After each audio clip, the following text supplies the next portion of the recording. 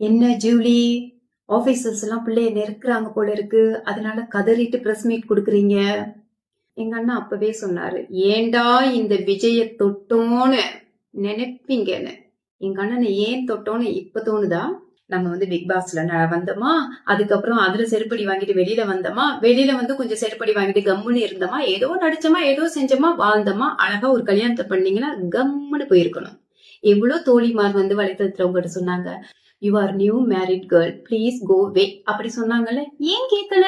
இப்ப எங்க அண்ணாவ எவ்வளவு பீச் பீச் பீச் வா போ, நீ வாடா போடா அப்படிலாம் பேசிட்டு இப்போ வந்து பேபி அவரால் அபோஷன் ஆயிடுச்சா? வெக்கமா இல்ல? வெக்கமா இல்ல? தாய்மைனா என்னன்னு உனக்கு தெரியாதா? மார்ச் மாசம் நீங்க வந்து கம்ப்ளைண்ட் கொடுக்க போயிருக்கிறீங்க, ஓகேவா? அந்த டைம்ல தான் உங்க பேபி அபோஷன் ஆயிடுச்சு.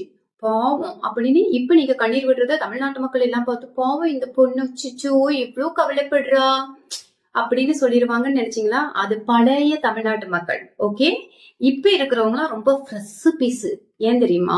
எல்லாம் தெளிவா இருக்காங்க, பயப்பிள்ளைங்க வச்சு செஞ்சிட போறாங்க.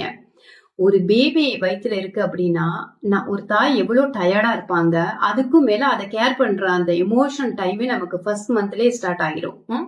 அப்படி இருக்கே நீங்க வீச்சு வீச்சுன்னு விருந்தா வீச்சுக்கு போனீங்க, அங்க இருக்க பூச்சி புழு எல்லாம் தெரிச்சு ஓடிருச்சு ஆளை பார்த்ததும். அந்த அளவுக்கு நீங்க உங்க வாயை திறந்தா.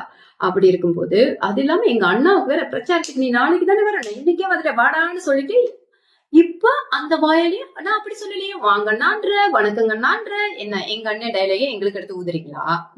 விச்சுவல் வாரிசு எல்லாம் சம்பாதிக்கிறதுக்கு நீங்க தேவையில்லமா, எங்களுக்கு திறமை இருக்கு, ஓகேவா? நீங்க ஏதோ நீங்க பெரிய ராணி, உங்களை வச்சு பேசினாதான் எங்களுக்கு வந்து சம்பாத்தியம் வரும், எப்படி சொல்றதுன்னே தெரியல. இது சொல்லவே வேணாம்.